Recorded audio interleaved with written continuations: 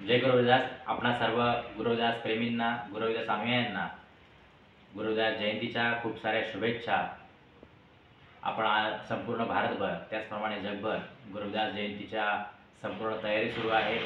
काही ठिकाणी उत्तर भारतामध्ये गुरुदास जयंती 15 फेब्रुवारीला केली जाते. त्याचप्रमाणे महाराष्ट्रामध्ये काही ठिकाणी 12 फेब्रुवारीला केली जाते, काही ठिकाणी 15 फेब्रुवारीला केली जाते.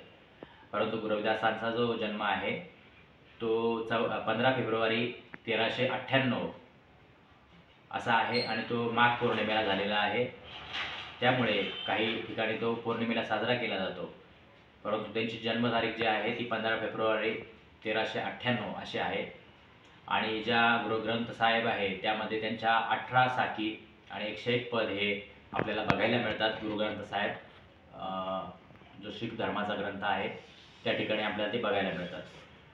आता गुरुदासांचा जो जन्म जो झालेला आहे तो काशीला झालेला आहे. परंतु या ठिकाणी ज्यावेळेस आपण गुरुदासांचा विचार आपण जर बघत असाल तर विचारांवर आपण ज्यावेळेस काम करतो त्यावेळेला गुरुदास आपल्याला अनेक अशा गुरुदासांचे जे वाणी आहेत त्या सत्यावर आधारित आहेत, ज्ञानावर आधारित आहेत.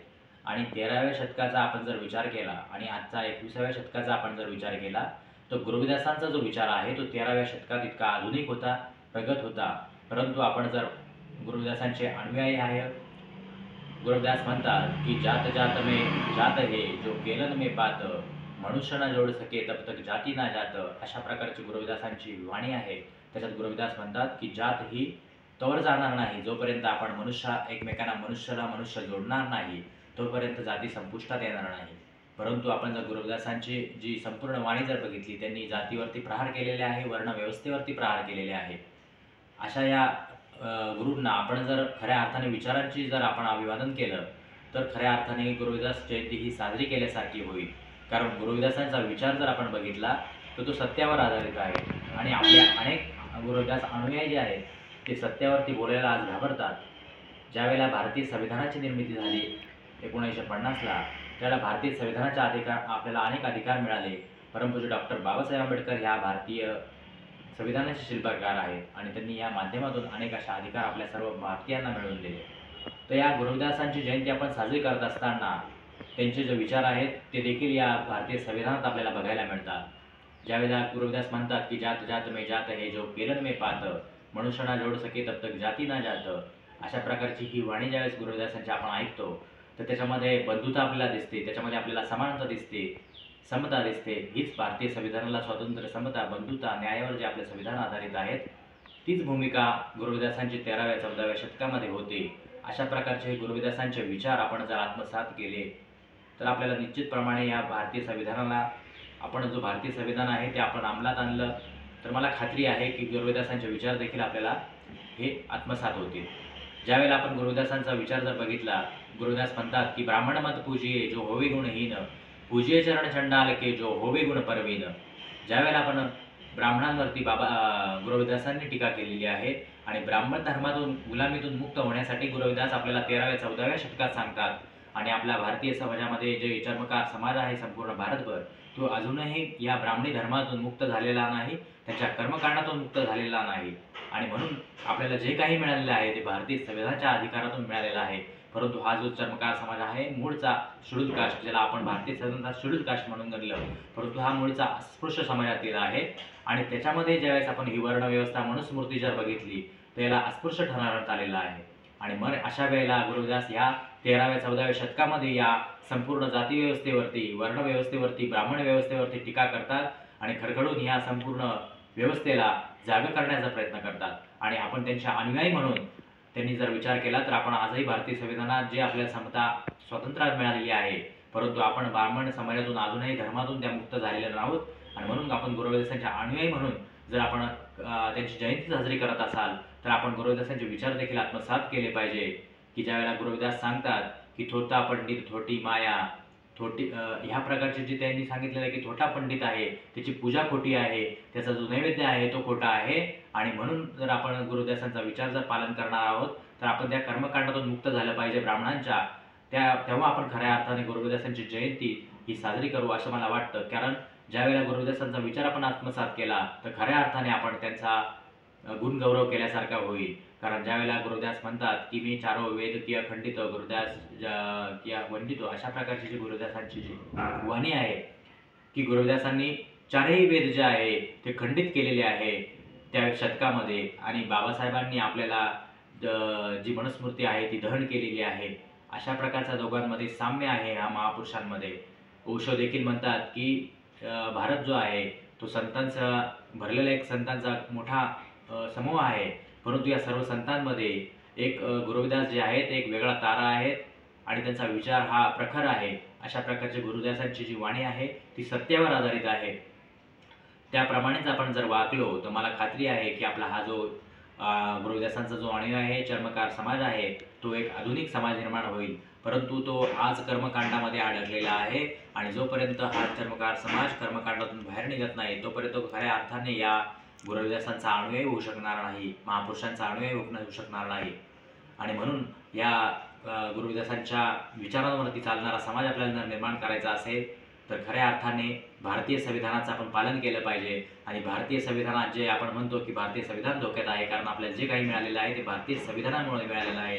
ज्याप्रमाणे गुरुदास म्हणतात की ऐसा चाहू राज में जहाँ मिले सबन को अन्न, छोटो बडो सब सम वैसे गुरुदास रहे प्रसन्न. अशा प्रकारची समतेची वागणूक गुरुदास या आपल्या वाणीतून व्यक्त करतात. आणि आपलं भारतीय संविधान देखील स्वातंत्र्य, समता, बंधुता, न्यायावरती आधारित आहे. अशा प्रकारचे मूल्य हे भारतीय संविधानात देण्यात आलेले आहे. परंतु भारतीय संविधानाची अंमलबजावणी 77 वर्षात जी महापुरुषांना अपेक्षित होती त्याप्रमाणे झालेली नाही. कारण जी सत्ता आहे ती ब्राह्मणांच्या हातात आहे आणि ब्राह्मण जोपर्यंत सत्तेत आहे तोपर्यंत ती स्वातंत्र्य, समता, बंधुता, न्याय जो महापुरुषांना अपेक्षित आहे, जो गुरुदासांना अपेक्षित आहे तो निर्माण होणार नाही. आणि म्हणून आपल्याला खऱ्या अर्थाने जर भारतीय संविधान अंमलात आणता असेल तर आपल्याला गुरुदासांचे विचार, महापुरुषांचे विचार आत्मसात करावे लागेल. ते जसं सांगतात त्या विचारांना आपल्याला चालावं लागेल. फक्त जयंती साजरी केली तर ती विचारांची जयंती साजरी झाली पाहिजे.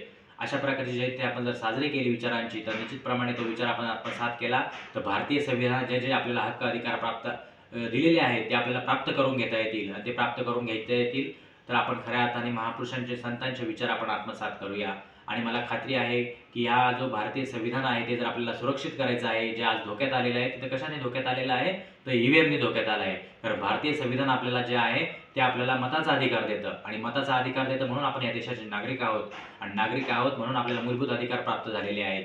मग जर आपल्याला ते प्राप्त करून घ्यायचे असेल तर सर्वप्रथम आपल्याला जे ईव्हीएम आहे ते ईव्हीएमच्या विरुद्ध लढा द्यावा लागणार आहे. आणि हे ईव्हीएम जोपर्यंत जाणार नाही तोपर्यंत भारतीय संविधानात जे आपल्याला हक्क अधिकार प्राप्त झालेले आहेत ते मिळणार नाही. आणि त्यासाठी आपल्याला संघर्ष करावा लागणार आहे की वेळोवेळी आपल्या महापुरुषांचा जो आवाहन केला जात आहे त्याचप्रमाणे ज्या मागणीसाठी आपण सतत संघर्ष करत असतो की आम्हाला हे पाहिजे ते पाहिजे, जर मला आपल्याला भारतीय संविधान जर आपल्याला मिळालेलं आहे तर मग आपल्याला मागण्याची गरज का पडते? कारण या भारतीय संविधानाला अंमलबजावणी करणारा जो वर्ग आहे तो शासक वर्ग हा ब्राह्मण असल्यामुळे अजूनही वर्णव्यवस्था ही एक प्रकारे सुरू आहे आणि दुसऱ्या बाजूला भारतीय संविधानाची मागणी सुरू आहे.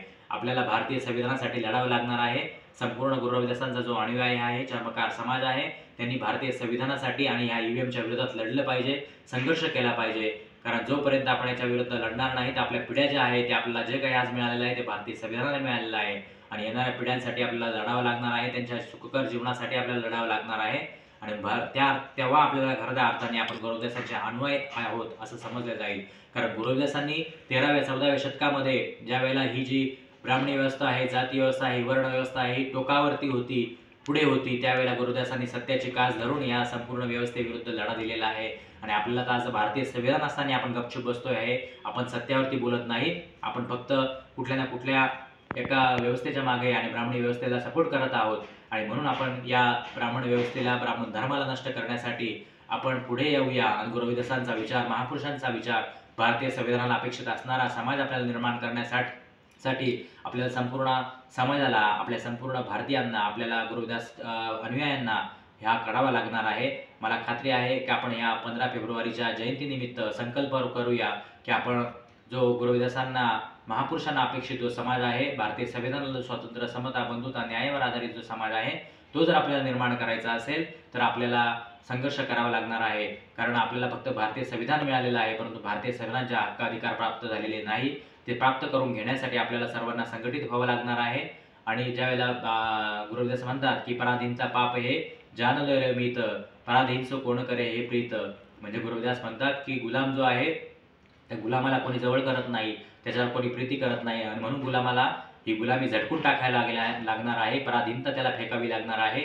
अशा प्रकारची मागणी गुरुदासांनी 13व्या शतकात केली आणि बाबासाहेबांनी आपल्याला 18व्या शतकात सांगितलं की गुलामाला गुलामाची जाणीव करून द्या, म्हणजे तो बंड करून उठेल. मग अशा प्रकारच्या ह्या महापुरुषांचे जे समताकालीन विचार आहे, हे संतांचे जे विचार आहेत ते आपल्याला पुढे घेऊन जायचे आहे. या महापुरुषांचे विचार आपल्याला पुढे घेऊन जायचे आहे. भारतीय संविधानात जे आपल्याला प्राप्त झालेलं आहे ते आपल्याला मिळवण्यासाठी या संपूर्ण जो संत महापुरुष आहेत त्यांचे विचार आपल्याला आत्मसात करावे लागणार आहे, त्याच्यावर आपल्याला चालावं लागणार आहे. अशा प्रकारचे या ठिकाणी मी या गुरुदासांच्या जयंतीनिमित्त आपल्या सर्वांना संदेश देतो आणि आपल्या सर्व गुरुदास प्रेमींना, गुरुदास अनुयायांना, संपूर्ण चर्मकार समाजाला आपल्याला या ठिकाणी गुरुदास जयंतीच्या खूप साऱ्या शुभेच्छा देतो. जय गुरुदास, जय भीम, जय मूल्यवास.